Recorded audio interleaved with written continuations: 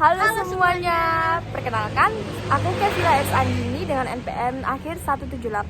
Perkenalkan, nama aku Clarissa Diva Elvareta, NPM akhir 180. Kenalkan, nama aku Putri Mesa, NPM akhir 181.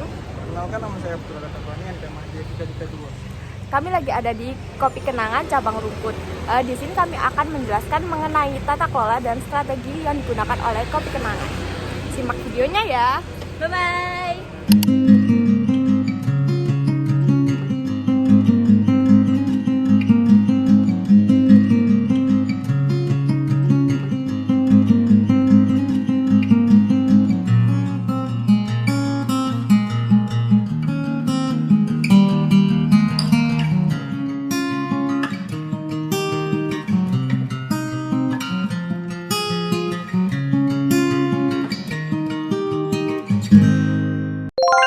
Sejarah Kopi Kenangan. Kopi Kenangan merupakan brand bisnis yang didirikan pada tahun 2017 oleh Edward T. Tarata yang saat ini juga menjabat sebagai CEO. Dan dua CEO foundernya yaitu Cynthia Kairunisa dan James Prananto.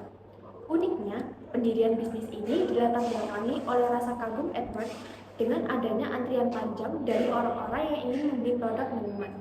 Hingga akhirnya, ia yang saat itu bekerja di sebuah kantor konsultan di area Jakarta berkeinginan untuk ikut memanfaatkan peluang bisnis tersebut dan segera mengeksekusinya. Bersama kedua rekannya, Edward mengawali perjalanan Kopi Kenangan dengan membuka gerai pertamanya di lokasi Menara Standar Chartered dengan modal awal yang cukup besar, yaitu 150 juta. Meski begitu, keberaniannya langsung berbuah manis karena promo menarik yang ditawarkan dan penempatan gerai di wilayah perkantoran mampu mengembalikan modal hanya dalam waktu 3 bulan saja. Tak sampai di situ saja, hasil dari balik modal langsung ia putar kembali untuk membuka gerai keduanya. Meskipun tak secepat gerai pertama dalam mengembalikan modal, Edward dan kawan-kawan masih positif bahwa bisnis yang mereka rintis sangat menjanjikan. Benar saja, di tahun 2018, Kopi Kenangan berhasil mendapatkan suntikan modal dari investor yang terbilang cukup masif, yaitu mencapai 1 juta dolar. Bahkan, beberapa perusahaan Ventura ternama pun turut menanamkan modal pada bisnis ini, seperti perusahaan Ventura milik rapper ternama, Jay-Z, dan atlet tenis Serena Williams. Namun, jalan kesuksesan mereka juga tak bisa dibilang mulus. Baru berjalan 3 tahun, Kopi Kenangan harus menghadapi tantangan baru, yaitu pandemi COVID. Di tahun 2020, pihak Kopi Kenangan sempat merasa pesimis dan merasa bahwa potensi kerugian bisnis sangatlah tinggi, selayaknya bisnis F&B lainnya. Akan tetapi, bukan Kopi Kenangan namanya jika menyerah begitu saja. Buktinya, pandemi tidak membuat geliat bisnis mereka melandai. Justru, perkembangan bisnis Kopi Kenangan semakin stabil dan mampu menuangkan sekitar 30 juta produk kopi ke pasaran.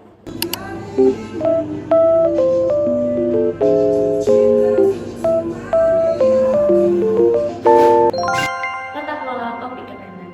Tata kelola menjelaskan bagaimana manajemen rantai nilai terjadi di industri kopi kenangan.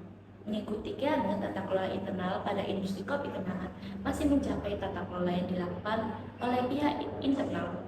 Sebab tata kelola perusahaan kopi kenangan masih pada dalam kompleksitas kodifikasi dan pengembangan kompetensi. Tata kelola internal berkaitan dengan pengolahan internal seperti penentuan biji kopi yang mana digunakan sebagai bahan dasar minuman khas perusahaan kopi kenangan. Tata kelola berfungsi untuk mencapai tata kelola rantai nilai kopi dari pemasok. Bagaimana mengkoordinasikan dan memantau pemasok kopi mentah untuk digunakan dengan memastikan bahwa standar kopi yang dibawa oleh pemasok memenuhi jaminan kualitas dan standar kopi kenangan.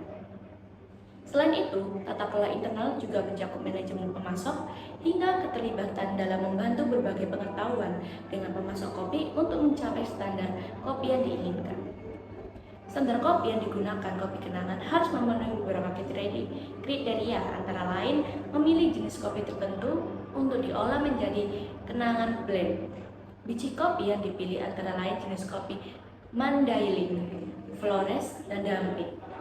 Penentu standar biji kopi bertujuan untuk mencapai cita rasa yang khas dan tidak mengalami perubahan rasa pada setiap seduhan kopi yang disajikan. Setelah memilih jenis kopi yang dipilih, Buah kopi kemudian melalui proses selanjutnya. Proses pertama adalah perendaman untuk memilah buah kopi yang layak untuk diolah dan tidak. Kemudian masuk ke tahap pemisahan daging buah kopi dari bagiannya yang melapisi biji kopi. Kemudian biji kopi dicuci dan dikeringkan. Setelah itu masuk ke tahap yang tidak kalah penting, yaitu mencuci biji kopi. Menurut Nur Alif, selaku Kepala Quality Control dari Kopi Kenangan, mengatakan bahwa kopi Kenangan menggunakan metode proses kering atau proses alami. Cara ini juga dilakukan oleh para pengolah kopi tradisional di beberapa daerah, dan proses ini diawali dengan menebarkan biji kopi di atas ikat plastik, kemudian menjemurnya di bawah sinar matahari langsung. Selain cara tersebut, kopi Kenangan juga menggunakan proses basah atau teknik penggilingan basah. Cara ini terjadi dari beberapa tahap. Yang pertama, dilakukan pengupasan buah kopi yang telah dipanen. Selanjutnya, buah biji kopi dikeringkan untuk menurunkan kadar air pada biji kopi hingga 30 sampai 35%. Kemudian dilakukan oleh pengeringan selanjutnya hingga kadar air pada biji kopi tetap 12,5%.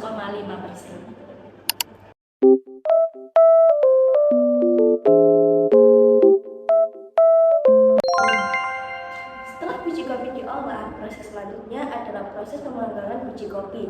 Proses ini bertujuan untuk memaksimalkan cita rasa yang ada pada biji kopi. Langkah selanjutnya adalah mendinginkan biji kopi. Setelah biji kopi diistirahatkan, Kopi Kenangan menetapkan masa istirahat pada biji kopi selama 2 minggu setelah disangrai yang bertujuan untuk menurunkan kadar karbon dioksida pada biji kopi. Setelah biji kopi diistirahatkan, barulah dilakukan proses selanjutnya, yaitu kalibrasi. Proses Kopi Kenangan menerapkan aturan kalibrasi kopi ini sebanyak 5 kali sehari.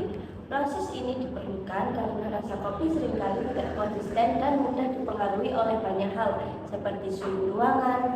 Proses ini dilakukan sebelum outlet buka.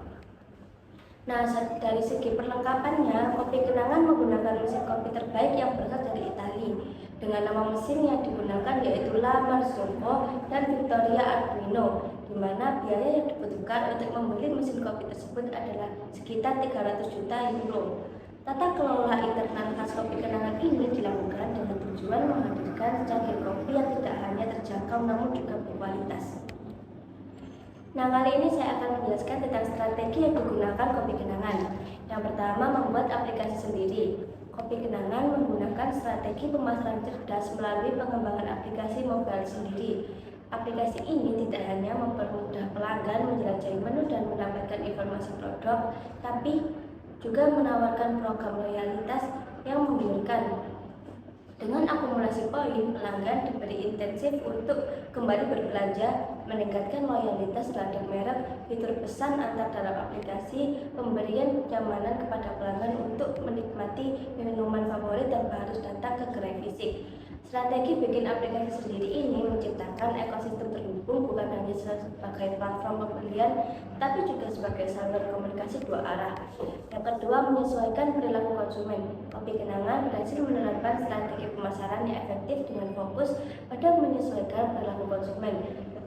Dengan pemahaman mendalam tentang kebiasaan dan preferensi pelanggan, mereka merancang kampanye yang tepat sasaran dan variasi menu yang beragam, termasuk opsi susunan nabati, program loyalitas yang disesuaikan, dan komunikasi aktif melalui media sosial memperkuat hubungan dengan pelanggan.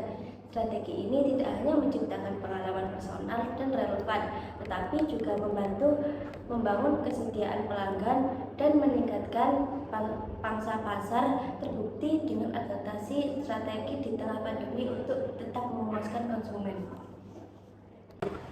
3. Gencar di sosial media. Kopi Kenangan meraih keberhasilan lewat strategi digencar di sosial media dengan aktif berinteraksi di platform seperti Instagram, Facebook, Twitter, dan TikTok. Mereka menyajikan konten kreatif dan menarik, termasuk video proses pembuatan kopi, gambar produk menggiurkan, dan ulasan positif. Yang 4. Menggandeng influencer. Kopi Kenangan cerdas mengadopsi strategi branding influencer, khususnya dengan Hotman Paris sebagai brand ambassador. Langkah ini tidak hanya menciptakan buzz dan perbincangan di media sosial, tetapi juga memberikan exposure merek yang luas dengan memanfaatkan popularitas dan daya tarik dokumentaris. Kopi Kenangan menciptakan konten menarik, termasuk video pendek dan testimoni positif untuk meraih perhatian pengikutnya. Yang kelima, selalu up to date dengan tren. Kopi Kenangan mengadopsi strategi selalu up to date dengan tren. Seperti ketika mereka meluncurkan kampanye dan merchandise terinspirasi dari tren K-pop, khususnya BTS, dengan menciptakan tantangan di media sosial dan merilis merchandise eksklusif.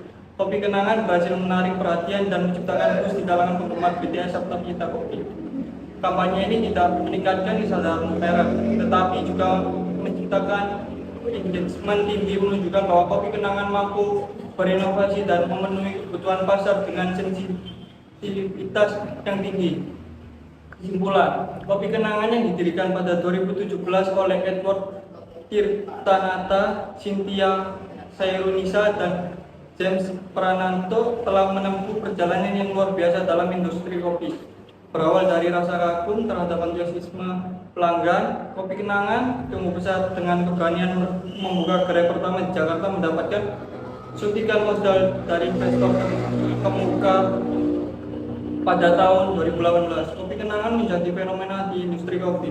Meskipun dihadapkan pada tantangan pandemi COVID-19 pada 2020, Kopi Kenangan bukanlah merek yang menyerah. Mereka tetap inovatif, menyampaikan sekitar 30 juta produk, pasaran, tata kelola perusahaan yang kuat terlihat dalam manajemen rantai nilai mereka, mulai dari pemilihan biji kopi hingga kalibrasi dan penggunaan peralatan terbaik. Strategi pemasaran Kopi Kenangan mencakup pengembangan aplikasi mobile menyesuaikan perilaku konsumen, kehadiran aktif di media sosial, kemitraan dengan influencer seperti Urban Paris, dan selalu mengikuti tren terkini seperti kolaborasi dengan BTS. Kesuksesan mereka dalam mencapai popularitas dan gelar unicorn di industri kopi menunjukkan bahwa Kopi Kenangan telah menciptakan ekosistem yang tidak hanya memahami pelanggan, tetapi juga merespon perubahan pasar dengan kecerdasan dan inovasi.